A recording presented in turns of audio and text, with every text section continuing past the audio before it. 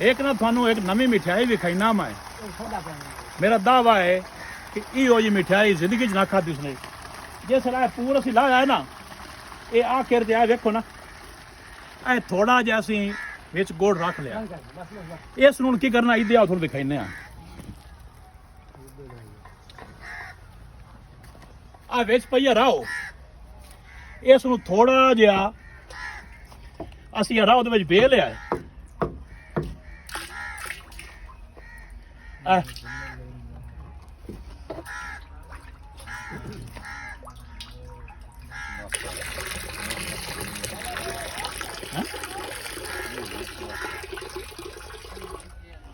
एक बन गई है मिठाई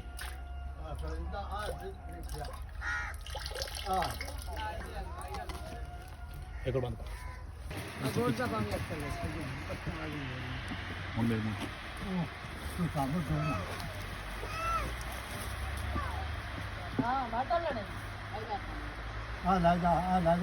वाह चस आ गई मान नाल इहो चस जिंदगी च ना लाई सो गए जी चस है शुक्रिया